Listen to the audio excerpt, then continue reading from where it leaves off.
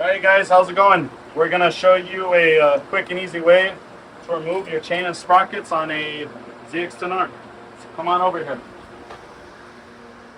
First thing that we're going to do is remove the cotter pin. So I like to get a pair of dikes. I go right here, kind of bend it in. We're going to straighten her out. Perfect. Now the other side. Alright. Get a little hit. This is why I like the dikes. You can just kind of easily pry up. If you do it right, it's really, I'm not really doing much. There you go. Quick and easy. Then you get a 32mm socket with a 1/2" ratchet. And like any OEM bike, it is tight. So we're going to go ahead, take this off. Oh look, nice and loose. Brand new from the factory. It's fine. Alright, now we're doing a 8mm deep socket. I'm using my little handy dandy impact that has been in so many of your videos. So we're going to go ahead and pop these bad boys off. There's only 3 of them. Really easy. Set it down. Comes right off. Alright. So what we're going to do is we're going to put this thing in first gear. We're going to put the bent washer facing up a little easier. And you're just going to want to kind of fold it up. Not hard. It's really easy to do.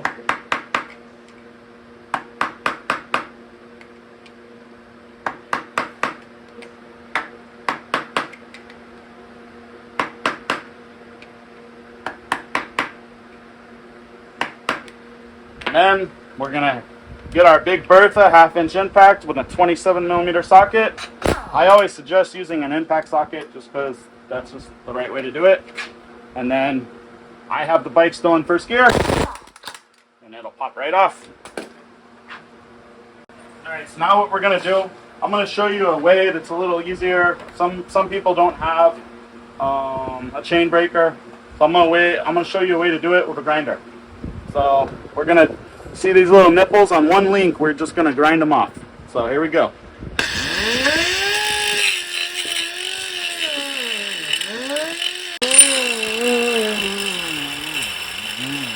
Alright, so we went and turned down the pressure on this thing quite a bit. So I just wanted to show you guys. You want to grind it to where the rivet is completely flush. So you won't see it at all. And do that on both.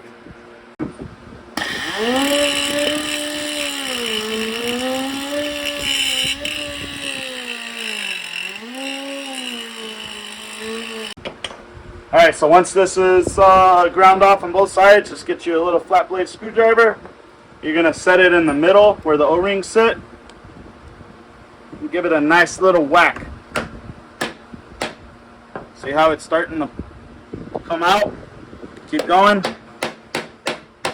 Boom. There's one. There's the other. Alright, now we pull her out. Trash. Yeah, you. Alright, now that the chain's off, we're going to go ahead and take off our sprocket nuts.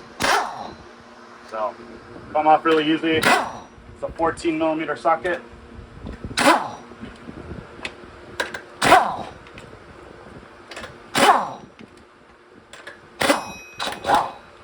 Alright. We're going to go ahead and slide the axle out.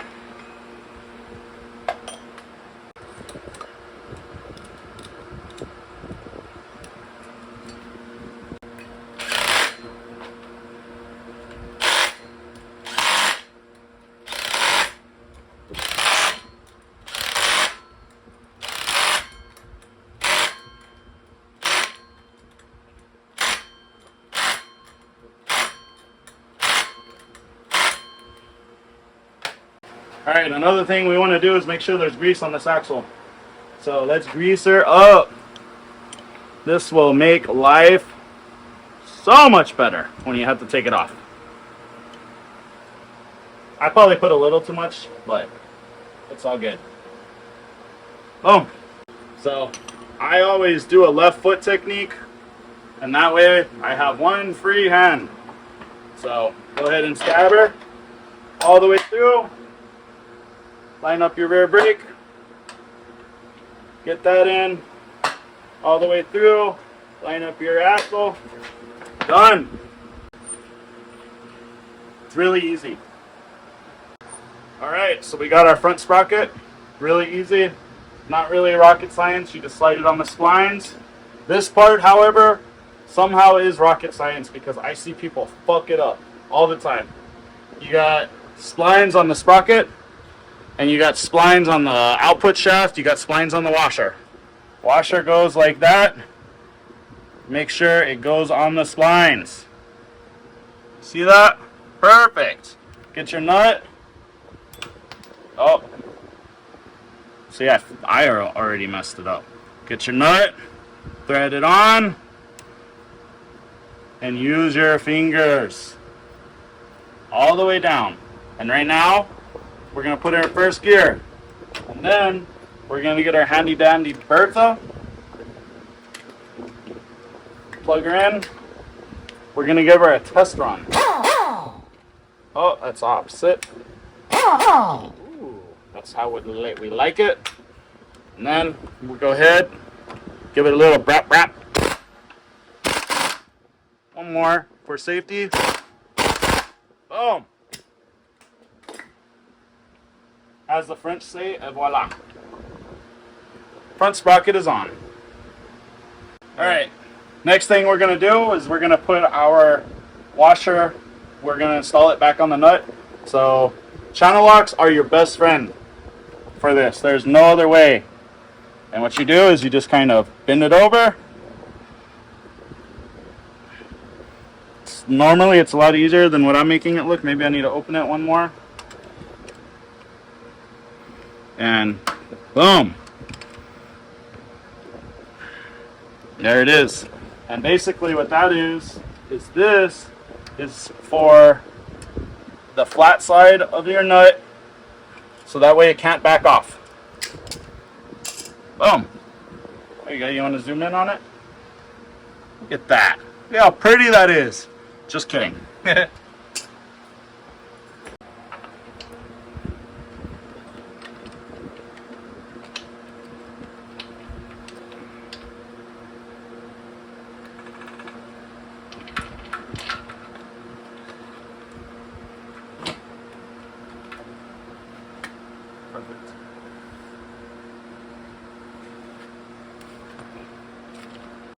So now what we're going to do is we're going to put our O-rings on our master link. This is a rivet style. So what I do is I put the lube inside the chain from the inside. You'll see why in a second. Right there. Then I put a little bit right there, kind of on each side of the O-ring. Make sure these things are well oiled. And I go ahead and push this through like so. I cover the holes with my fingers, that way it's pressurized, and boom. So that way we got oil, or I'm sorry, grease, well greased. Then I go ahead and put the next set of O-rings on. And these are greased on the inside, and then we're going to throw some grease on the outside. There we go. Then we're going to get our chain link. Writing always goes outside. And then I just kind of, with my finger, press it on. Get a pair of vice grips just to kind of start this process, make it a little faster. Go ahead and tighten them a little bit. And then what I do is I make the outer link go flush with your rivet. So right now it's pre-installed. Alright, so now what we're going to do, since we got our chain pre-installed, we're going to get our cover. So we're going to throw her back on. So the cover, it does have a little dowel pin that goes right here. That centers your chain guide. So what I do is I make this look really hard. Sorry guys, I know a lot of you struggle. Oh.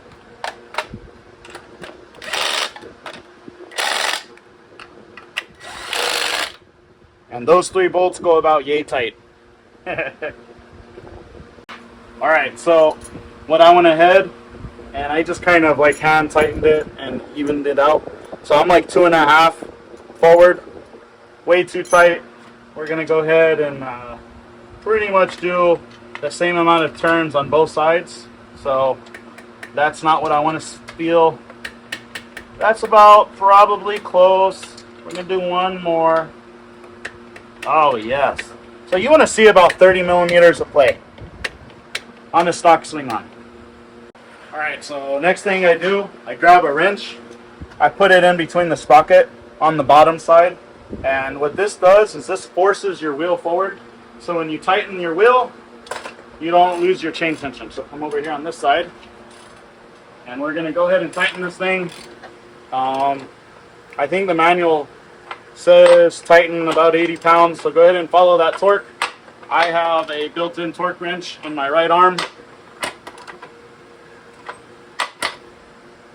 So that's perfect. To 80 pounds. And let's see how close I was. So nice. All right.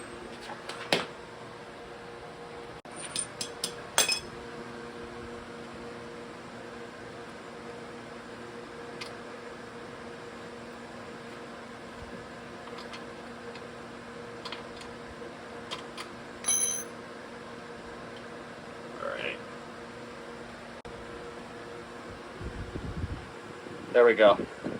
I'm not going to make it crazy like the factory because it'll probably need to be adjusted.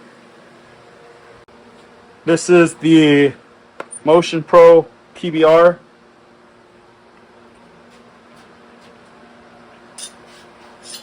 PBR stands for press, break, and rivet. So, we are pressing the chain first. So, this is what we're going to do. We open it up. We're going to match press with press. It's really cool.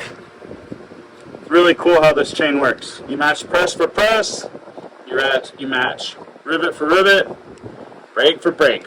Really cool. Someone call it stupid proof. But there are some stupid people out here. So, if you're one of those people, you're probably watching this video, wondering, how do I do this? I'm going to put it in gear, and we are going to tighten this bad boy.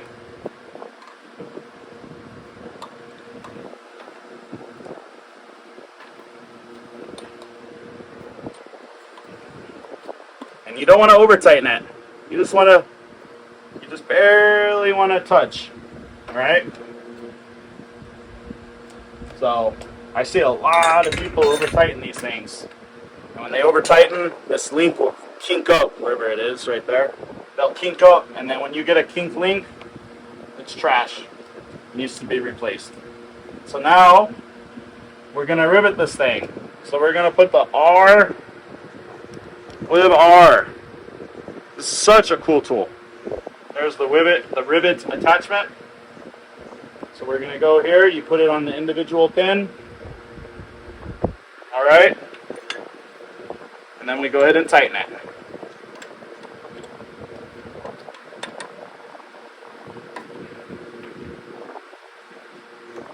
And that one is good. Now we do the other one. Doubles it out to where that outer link can't come out. So, give her a little tighten her up. Alright. That's it. Spike's ready to go.